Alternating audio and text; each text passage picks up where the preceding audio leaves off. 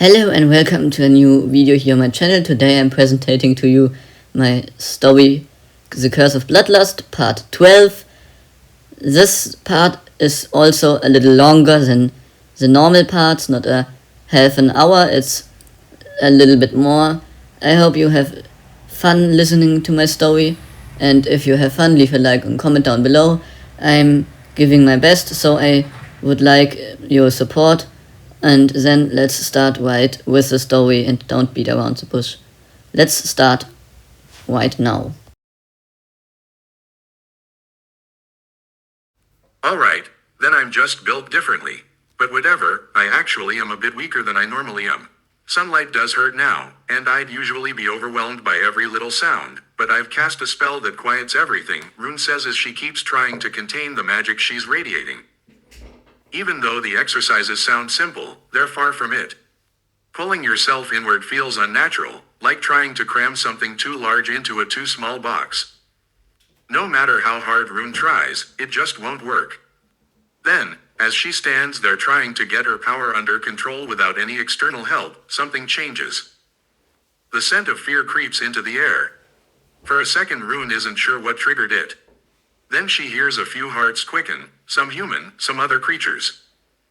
The stronger smell of fear is coming from Argon, who is being led away down the corridor.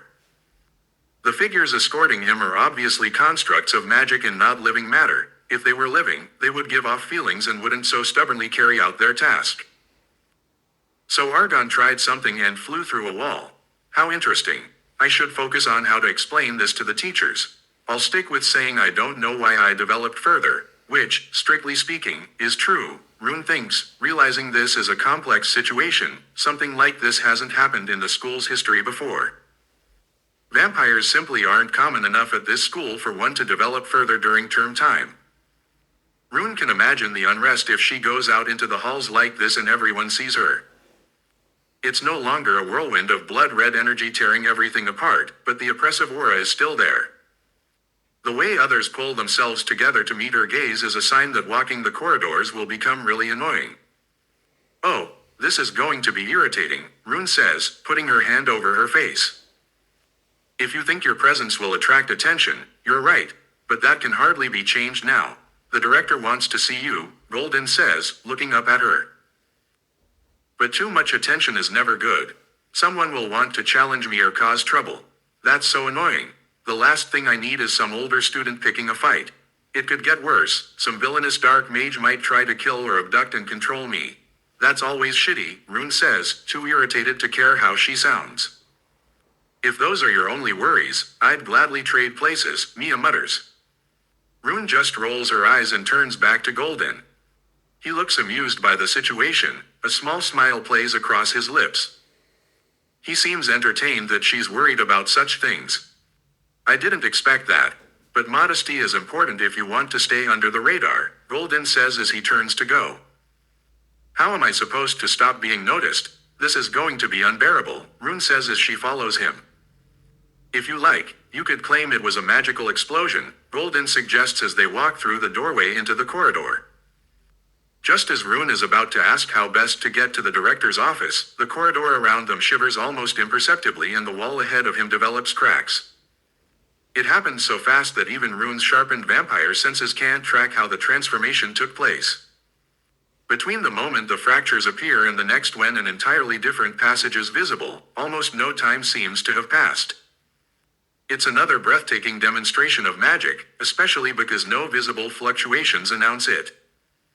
Please follow me, Silverstar, Golden says, his voice as calm as ever, steady as a mountain that doesn't tremble at surprising or maybe frightening events.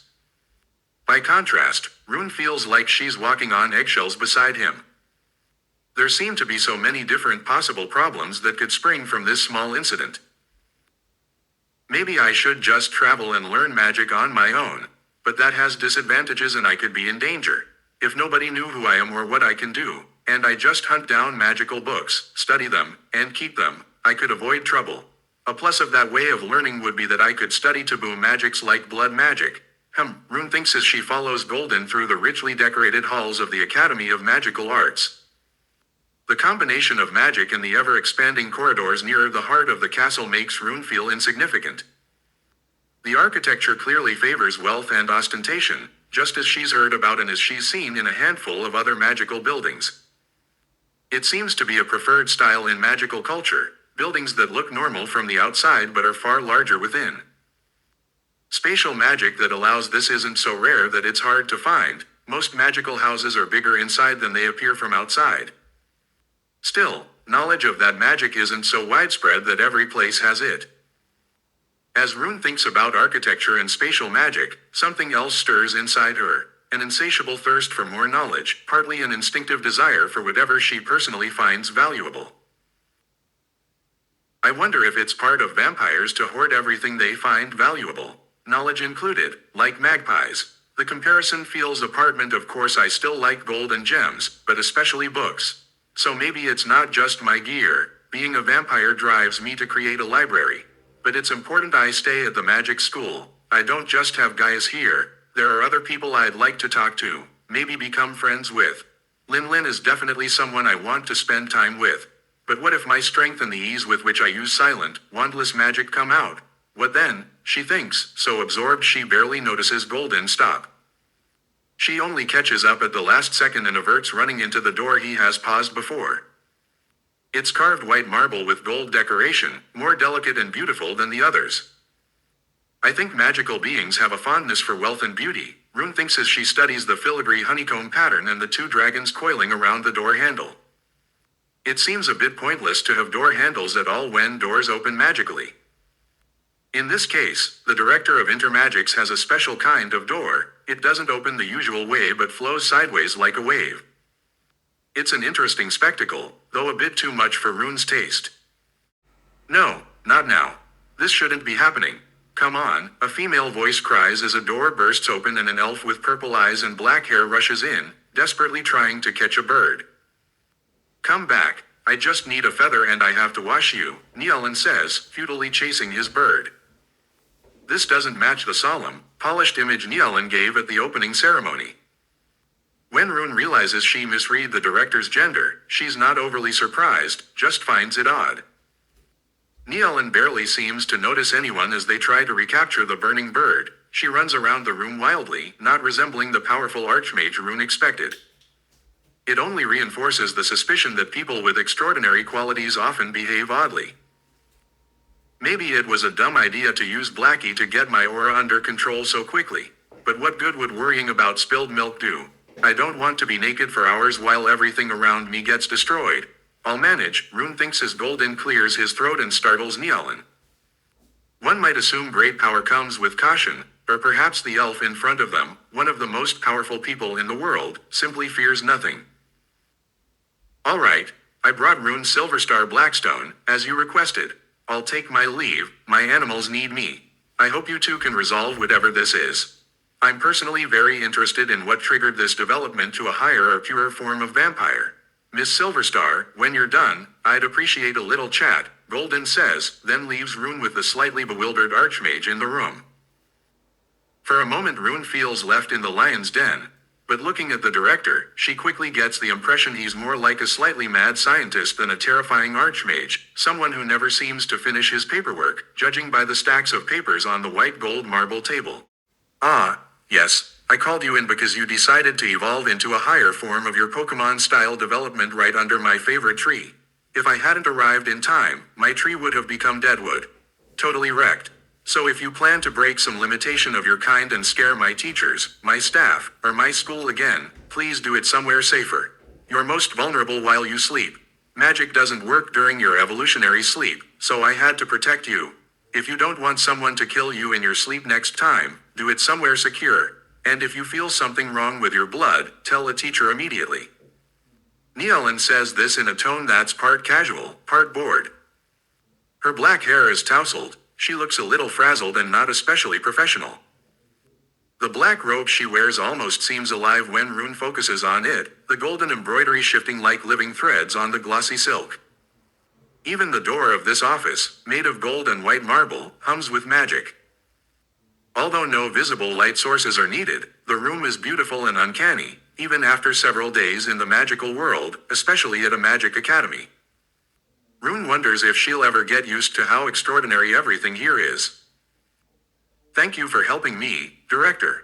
I'll make sure to let you know immediately next time my blood acts strange, Rune replies in an overly formal, slightly anxious voice, a flicker of fear so tiny the centuries-old elf Neolin almost misses it. You can relax with me. I won't hurt you. Besides, I can't harm a student here without cause. I literally cannot so much as bend a hair on a pupil in this pocket realm, unless it's for training or I have solid evidence that the person will harm the school or others. So, relax. Also, I wouldn't hurt the daughter of the Blackstone family.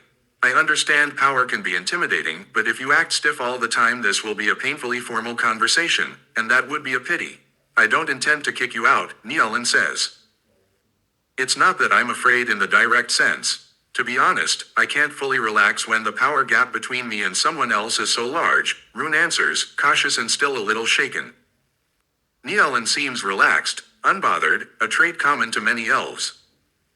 One reason she called Rune in is simply that she's wanted to talk to her for a while. This conversation is the perfect opportunity. Even though Neolin tries to be friendly and reduce the tension, Rune can't make herself truly unwind. We don't have to talk if you don't want to, but I am curious about a few things. Forgive me for being blunt. You don't have to answer if you don't wish to. I won't hold it against you. But I do want to ask about your powers and why you don't want to use the Blackstone name anymore. I tried to contact the Blackstone family, but they don't like talking about their internal conflicts or why you stopped speaking with them, Neolin says, her voice crackling with electric curiosity. Look, there were internal conflicts, and I wasn't treated well at home. I don't want to explain everything in full, but basically I wasn't seen as valuable because I didn't show magic. I didn't even know magic existed. I ran away, thought I was a normal person, met Gaius. I smashed a few skulls. I probably killed some people. I've always been drawn to seeing or tasting blood. Maybe it had to do with my innate magic, or maybe I'm just a psychopath. People saw me as a monster. I fell in with bad company, joined the military when I found out I had blood cancer, then I was turned into a vampire. That's my story, extremely summarized. I don't want to share more. Rune says this while rainbow-colored light reflects in her eyes. The rainbow flames dance in ever-shifting colors, otherworldly, both metaphysically and literally. The origin of these rainbow flames, Elm's flame, remains unclear after all these years. Thank you for being so open about your story. Mine is similar, but much older. I think I'm about 2,000 years old. Both my parents were high elves. I'm effectively immortal in that I don't age unless I choose to.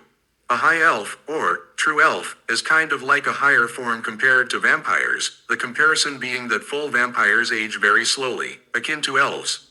Full vampires can live for millennia depending on their magic. A true vampire, the stage you are evolving into, grants you a kind of de facto immortality, though immortality comes in many forms. You might still age, but so slowly you wouldn't notice it for thousands of years. I don't fully understand immortality myself. What I'm saying is, lifespan grows enormously as you progress. You've reached a point that genuinely intrigues me. I've never seen someone change this fast. Either you're an absolute prodigy, once in thousands of years, or you're incredibly lucky. If I apply my innate magic, teacher's sight, I should see how to help you grow stronger and what the right path might be. But I see nothing. Your innate magic is at my level or above. So what is your innate magic? What is it? Neolin asks, curious, as she flops into her chair and gives up chasing her bird, which, as Rune notices, is probably a small phoenix. The idea that the Archmage has a phoenix is intimidating in itself. That's a lot at once. Regarding immortality, it doesn't necessarily mean we don't age at all, but that the aging process is so slow that most die from accidents or stupidity rather than old age. As for my innate magic, I don't want to talk about it, Rune says, buying time.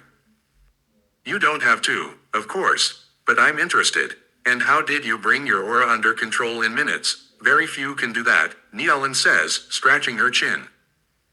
The rainbow flames crackle, the air between them becomes almost knife-thin with tension. Rune has no idea how to answer, she barely understands it herself. I don't really know where people buy bound spirits or how one obtains a controllable spirit. I guess I'll have to fake it till I make it.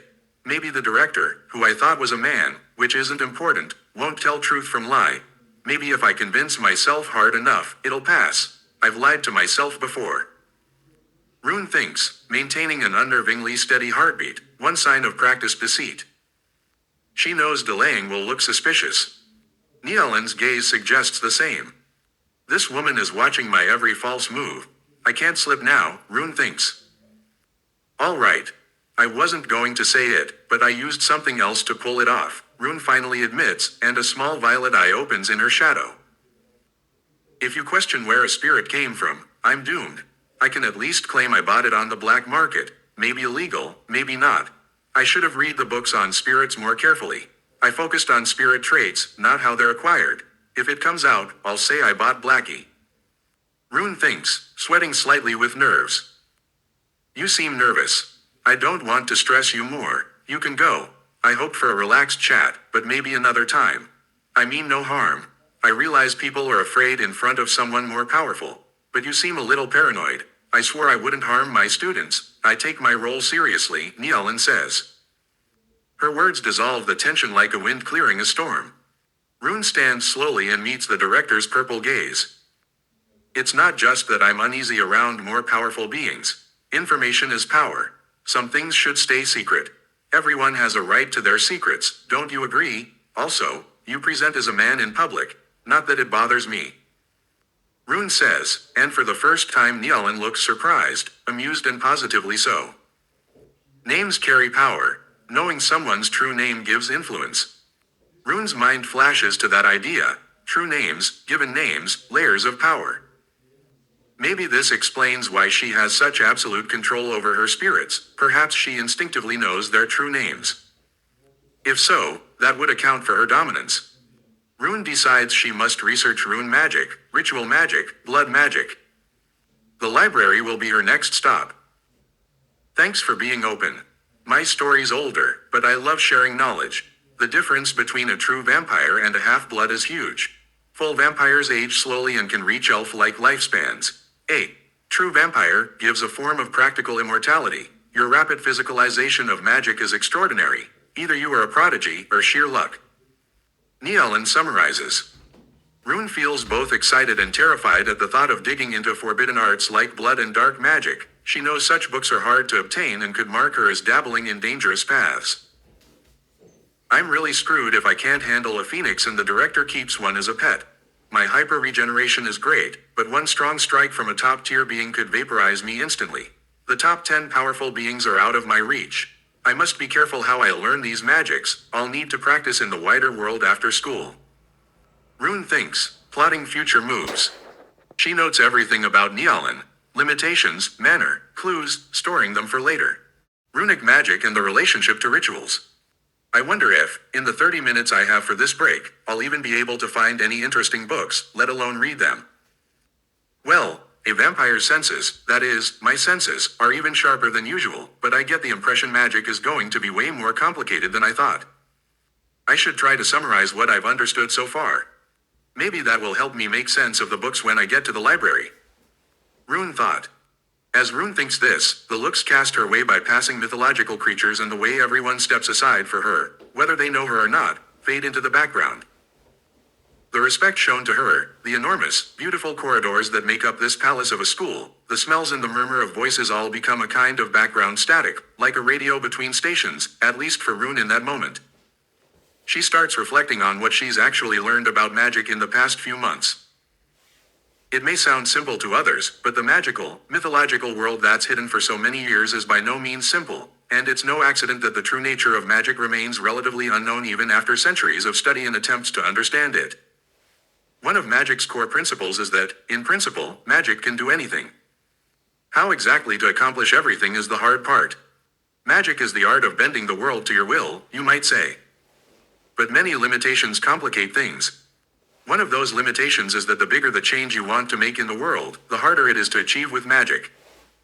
Then there are other laws of magic, or at least rules that so far no one has broken using magic. These limits on magic itself seem to hold firm. No matter how much magical energy has been used historically, Rune can't recall any reliable account of those laws being broken. The dead cannot be resurrected, life cannot be forced into being, and time itself cannot be manipulated. Either there isn't enough energy, or it's fundamentally impossible. In contrast to time's untouchability, space is somewhat easier to manipulate, though still difficult and rare.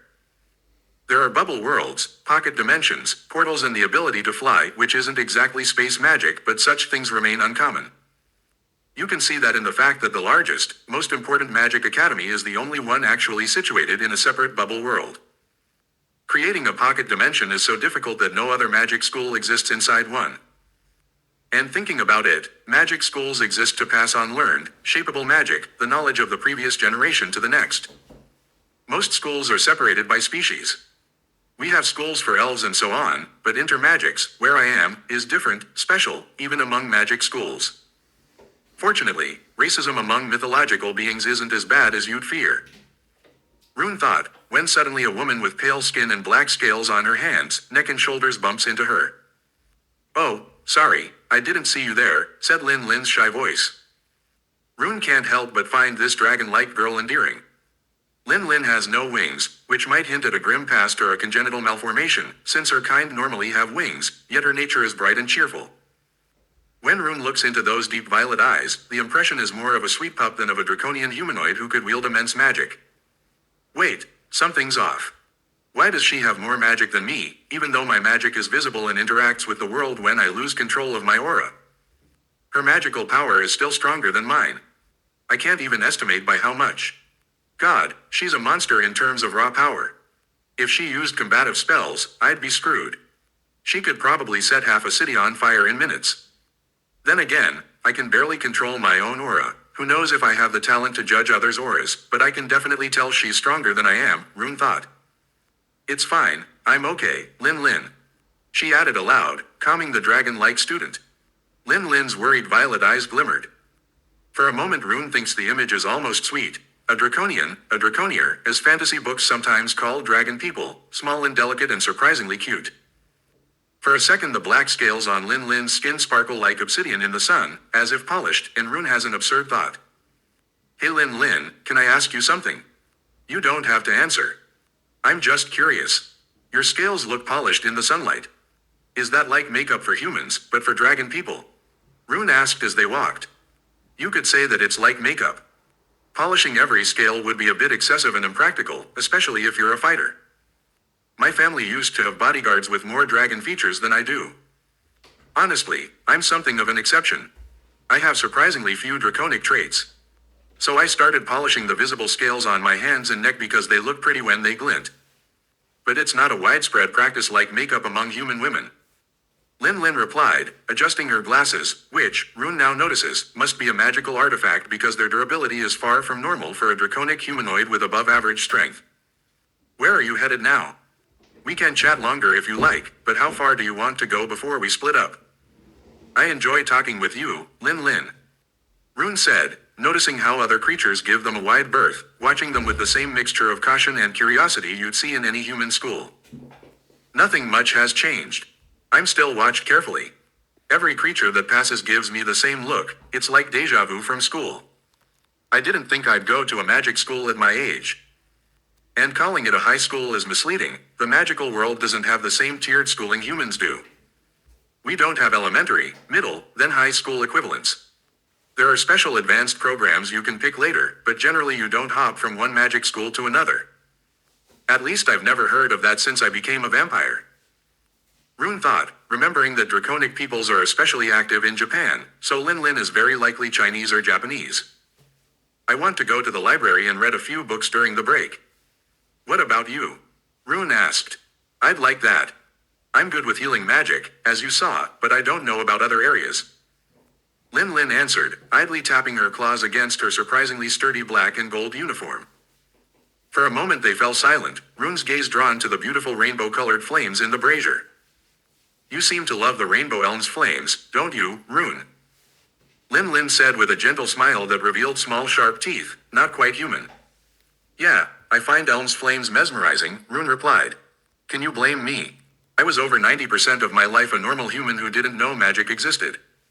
Now, even after half a year, I'm still fascinated. That's also why I want to go to the library. We can read together. Which branches of magic interest you? I've only seen you use healing magic so far, can you use others? Rune asked, relaxed and genuinely curious. Well, I can do healing magic very well. But I don't think I'm particularly good at other things, Lin answered. You don't have to worry about that. If you don't want to say, don't. I won't judge. I was just curious. I like pretty much any kind of magic. But I think I'm especially bad at potion making. Since our first potions class, my teacher acts like I have a vendetta against him. I can never remember what goes where or how long to stir. Twice now my potions have exploded in a single lesson. Somehow I make liquid explosives out of simple potions. Don't ask me how, it just happens. Rune said, laughing as she recalled the anecdote. The memory was vivid. Rune's first potions class in the first week, and the relief that there were still a few more days before the next potions lesson. Haha, so you're the student who upset Sir Muriel, Lin said amusedly, remembering how Sir Muriel had to reorder 2 potion kettles because an unnamed student repeatedly turned the tiniest mixtures into explosive liquid. Yeah, that was probably me, Rune replied. I followed the instructions, though. Anyway, here we are. They arrived at the library. The library door was huge and inlaid with gold. It was mostly white marble decorated with golden paintings and ornaments. The door was at least 8 meters tall and 3 meters wide, and set with many rubies. We seek knowledge, Lin said as the password. That's not exactly the most secure password for a library, Rune said. But maybe it's not about security. Maybe it's just to stop the door from opening all the time like a motion sensor. I don't get why you wouldn't use words. Honestly, in a place like this you don't need passwords. This is the territory of an archmage, after all. Lin said as they approached the opening stone doors. It felt a little overdramatic, but Rune was okay with that. When the massive doors opened, Rune saw out of the corner of her eye the rubies set into the door briefly glow red, and then the oversized door began to move and slowly close on the far side. Stepping inside, Rune noticed the reception desk was oddly placed, but when her gaze moved past it to the towering bookshelves, seemingly reaching to the sky, she felt as if she were standing inside a cathedral of knowledge. The shelves shifted as library workers in bluish robes moved whole sections with a single gesture. Large, beautiful windows lined the walls, but the scenes those windows showed did not match what should have been outside. The images in the windows were absurdly unreal, yet appeared real, which couldn't be the case for all of them. Okay, either I'm high again, or this definitely isn't the library I expected. The Intermagic's library should be much smaller than this. Rune muttered. No, this isn't a hallucination. I think it's the Library of Alexandria, the original one. But why is it in our school? Lin asked. What do you mean the Library of Alexandria? There's one in Alexandria, Egypt, isn't there? Rune said, trying to focus on Lin rather than the books as her mouth watered at the thought of all those tomes. To clear it up, yes, this is the Library of Alexandria, the original. The Arcanum keeps all books and writings there. In short, it's the largest library you can find left on the planet today. The librarian behind the reception announced, chest proud. What on earth is the Library of Alexandria doing in my school? I'm pretty sure the door originally led to our school library, Rune said, bewildered. I don't know what the higher authorities decided, but we of the Obscura Order were ordered to connect your school's entrance to this library. Now students can march in and read whatever books suit them. Don't ask who made the call, there were legal justifications and paperwork and so on. You can borrow books, but return them in a day, or they'll come back by themselves. The librarian said, returning to the register he was handling. So it wasn't just Rune who was surprised. Lin was too. I can't believe I'm here. I always hoped I'd set foot in the Library of Alexandria, but I didn't think it would happen this soon, Lin murmured happily. Hey, at least you're a step ahead of me, Rune said, nudging Lin. Surrounded by so many books and towering shelves, Rune's thirst for knowledge only grew until it felt like her instincts were nearly taking over. After all, you probably know more about this library than I do. I was surprised it even exists. Sure, I assumed the Obscura Order keeps the knowledge they've gathered over decades and centuries somewhere, but I didn't expect it to be its own bubble world or pocket dimension. That seems to be a pattern for really important places in this world. Maybe you can help me find my way around. At this size I'll probably get lost before the break is over. Rune says to Lin as she follows the much better informed Draconian. No problem, I can help you get organized. Any library that reaches a certain size uses spells and systems to make things manageable. Otherwise nobody would bother going in to look something up. This place literally has every book you can imagine. To keep it usable there are magical index tabs you can take to find the book you need. I'll show you how one works. Lin Lin says, leading Rune a few meters from the reception desk to a small reading stand that stands oddly placed in front of the railing. When Rune looks at the open book on the lectern, she can't see anything special, apart from the fact that the stand is oddly placed and, like everything here, decorated with gold. What really confuses her is the lack of visible text in the open book. Come closer, Rune. What kind of books are you looking for? Lin Lin asks. I can't exactly say I'm searching for books on black magic and blood magic rituals. That would get me in trouble. Better to ask for more general topics to build a foundation. That's what I'm missing. Rune thinks for a few seconds to find the right words. As Rune thinks about it, it makes sense to her that dangerous knowledge is classified as black or forbidden magic. Certain rituals and spells are such temptations for power that they usually come with a price the reckless overlook. I'd like the basics of ritual magic. What rituals are used for and how they function. Also the history of rituals. And I'd like to learn about silent and wordless magic, how those work. That should be enough for now. Rune says, and suddenly a thought flashes through her head. And for 1 second she almost couldn't resist the temptation to facepalm. The books she'd borrowed earlier about the nature of spirits and runes, given the sheer destruction in her room, probably didn't survive unless they somehow escaped on their own. I doubt the books I borrowed withstood the storm of my aura. This could be expensive, but my butler Michael should be able to replace them and refurnish my room. Where will I sleep tonight, though? I don't really need a room until mine is repaired, but it won't be quick. I'll probably have to stay in the common room of my flat or the dorm, whatever you call it, and be careful if someone gets up at night to use the loo. I shouldn't do anything weird. Rune thinks as she watches Lin Lin pick up a stylus and write into the teacher's book. Rune sees the ink of Lin Lin's words dissolve when the sentence is finished, and the ink reform, by invisible hand, into an index full of book titles in a search field. She frowns. The way these books work feels more like a form of magical internet than ordinary volumes. This is so useful. I'd love something like this, a grimoire that channels knowledge from many books so I could carry one book with all the knowledge. I heard there's a spell that gives a book infinite pages. Strange that it doesn't need that much magic. I wonder how it works. Creating infinite pages seems like a complex change in reality. Rune thinks, then spots a name she's never heard before. Wait, what was that? Lin Lin, I don't think I've ever heard of something called a binding oath. I only caught it briefly. Rune says.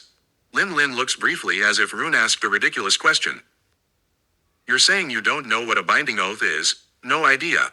I can't help it. I spent 90% of my time trying to integrate into the vampire underworld and learning how vampire society works, not exploring the library. Also, I was busy coming to terms with being a vampire forever. I admit I was lazy. First month I didn't even realize it was permanent. I missed a few magical topics. Cut me some slack.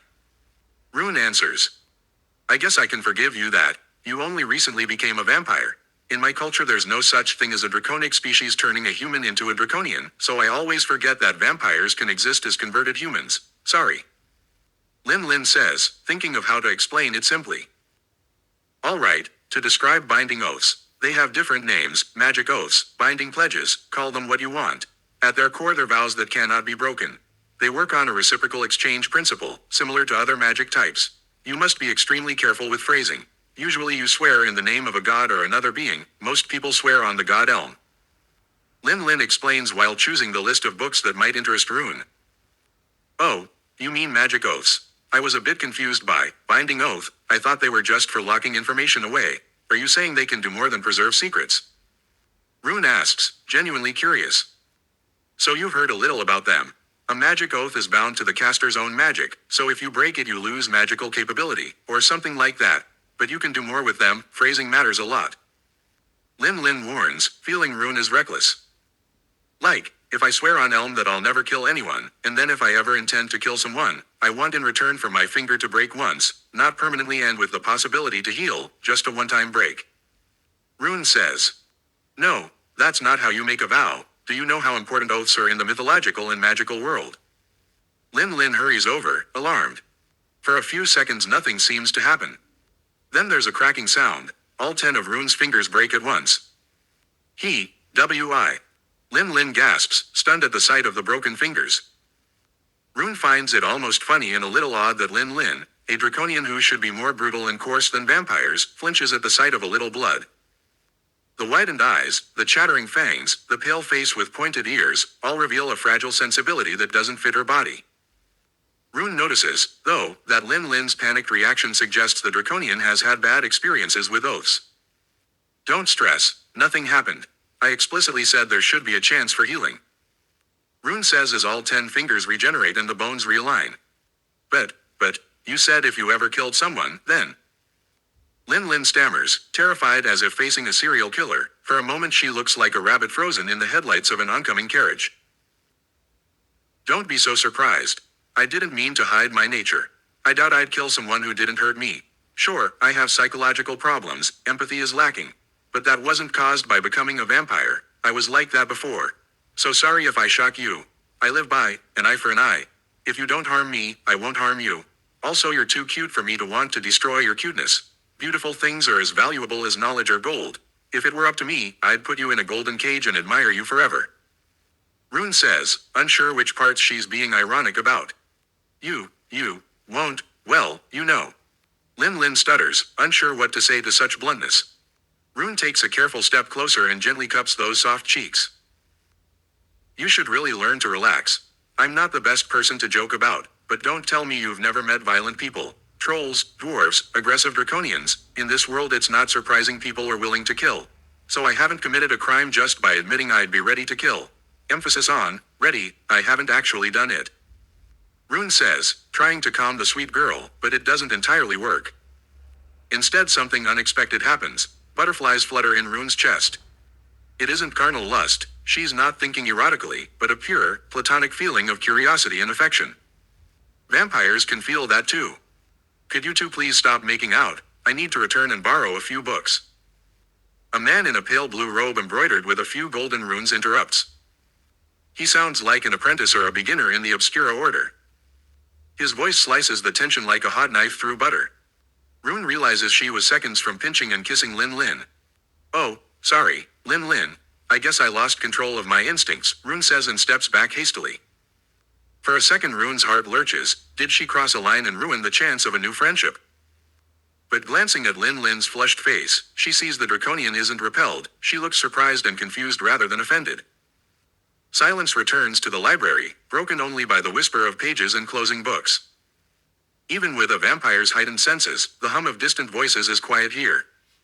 Sorry again for not controlling my instincts. I didn't mean to get so close.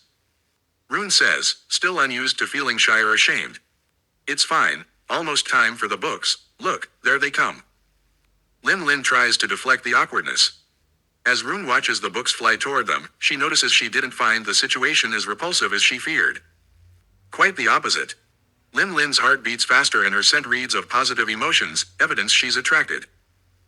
Am I lesbian? I guess I like guys too, but I can't picture a sexual relationship with him yet. Lin Lin is different. Rune thinks as Lin Lin's outstretched arm reaches for the incoming books. Here's your book on the history of magic in general. It mainly focuses on the 3 different ways spells can be cast, and it also explains some other basic parts of magic.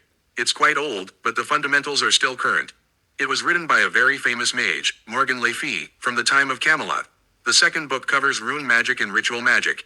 It explains the most commonly used runes and how a runic language is formed. That book is really good, I read it at home. It's also by Morgan and is personally one of my favorites. Those are the books you wanted. Lin Lin says kindly. And don't tell me Merlin and King Arthur and Pendragon are in there too. I thought those mythologies were just myths. Rune mutters. What catches Rune's eye even more is that the books are somehow too small to read, more like little keychains than full volumes. Still, the smell of magic coming from those books is sharp and fresh, that mix of old paper and something distinctly arcane. The sense of wonder sinks into her bones until there's no doubt the books are enchanted, which makes sense, given they're in an oversized magical library. Just as Rune is about to ask something, she flinches at a movement out of the corner of her eye she hadn't expected, a tiny figure of bluish flame disappearing between the stacks. It's so fleeting even her vampire senses can't tell whether she imagined it. Could you wait here a moment? Or, where shall we meet? I want to check one more thing in the catalog. Rune says, following a bad feeling. I'll sit in the nearest reading nook. You'll find me. If you can't find the way out, ask a staff member where the exit to the Intermagic's Academy is, or just ask the books. The stacks will answer if there's no one else to help. Lin Lin says with a serious expression. If this library weren't supposedly the legendary Library of Alexandria, the repository of all human knowledge. Rune would have thought Lin mad to suggest talking to the shelves. Even in the Silver Star family library at home, the stacks don't speak. Rune steps to the catalog on the lectern near the atrium, following an impulsive urge. The way the Library of Alexandria curves downward feels odd, as if it tilts slightly to one side rather than stretching infinitely. The thought seems absurd, but in a place where every stone and book is saturated with magic, and given it's a pocket dimension, a separate space-time continuum, such odd geometry could be possible. A library that feels like normal gravity but is actually ring-shaped. Should I drop something? Maybe it'll come back, and then I'll know if it's really ring-shaped. Rune thinks, peering into the foggy depths that seem to show a horizon, one much closer than it should be, as though the library begins to fade nearby. Miss, are you all right? You don't look very healthy. A passing scholar in a dark turquoise robe with bright gold trim asks, his features are sharp from little sunlight. Rune notes his piercing eyes and spectacles give him a distracted shine, a scholar's look of thinking he knows it all. I'm a vampire. This is my normal complexion. I'm always pale. But yes, I'm a little dizzy from heights. How large is the Library of Alexandria? Rune replies. The Library of Alexandria is quite large. It's not infinite, that's an illusion. I'm not entirely sure how big it is. I've never really studied that. It's finite, but it can be expanded. It grows sometimes when new libraries are absorbed. The scholar answers with a friendly smile, not the least surprised by the presence of a vampire. You can forget about slipping books in your pocket and smuggling them out. I imagine your vampire instincts tried that, but you can forget stealing from here. This is one of the most dangerous places in the world, except by extremely obscure and well-prepared methods even the most powerful beings cannot steal from it. The scholar adds. When Rune looks into her pocket, surprised to actually find the two books there, she's surprised the scholar shows nothing like anger. One eyebrow lifts and the corner of his mouth quirks into an amused smile. Excuse me. That wasn't my intention, I didn't mean to steal. Rune says, ashamed, though inside she thinks differently. Why can't I permanently steal these books, and why does this library have such strong anti-theft measures? Rune wonders inwardly, masking the thought with a sheepish expression. You're not the first vampire who can't control the urge to steal. Also consider our world's diversity. This library must be protected not only from vampiric tendencies, like a giant magpie, but also from goblin greed and the superhuman strength of orcs, trolls, and draconic beings. May I ask what you intended to look up in the catalog? You seem unsure what to search for. The scholar asks in a calm tone. It's simple. I realized that myths about Arthur Pendragon, or whatever the king of Camelot was called, and other myths actually contain truth, so I'm curious which ones are real. I was turned into a vampire only a few months ago. I don't regret it for a second, but I'm disorganized and missed a lot, aside from vampire basics. I understand vampire culture a bit and the basics of magic, but I'm lost on everything else. I thought maybe the Nordic myths or other legends might have wisp-like creatures or truths. It's surprising how much of these myths line up with reality. I want to know which myths are true. Rune explains. I can help. Try The Bestiary of Living Myths, by Magnus Wagner, the greatest explorer of his time. It should be helpful and entertaining. The scholar says, his eyes sparkling. Thank you, sir, I'll look that up.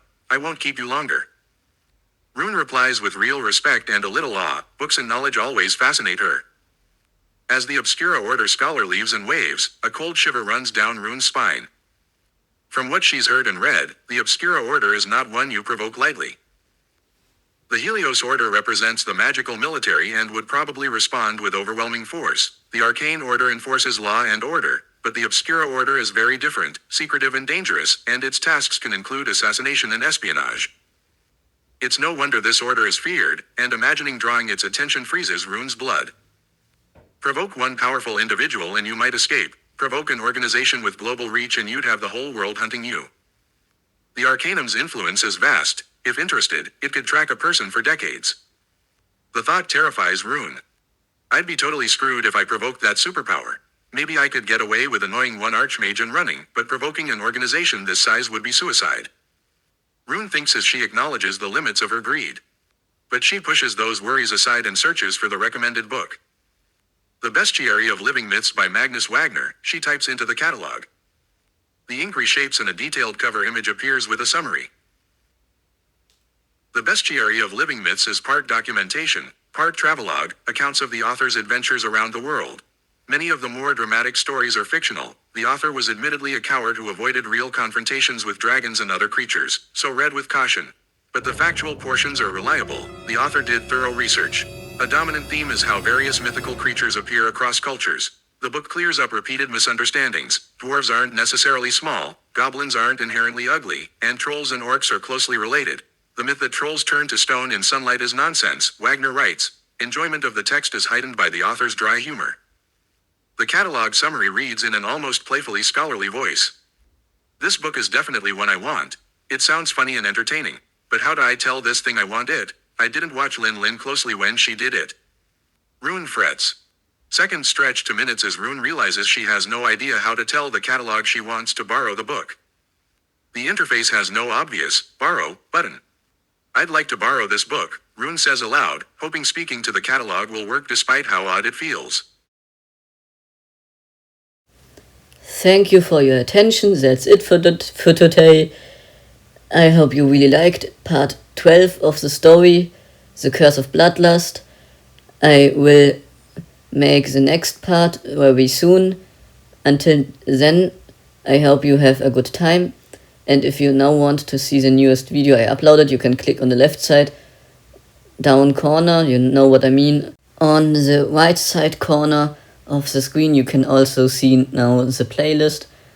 And that's it. Until next time, take care and goodbye.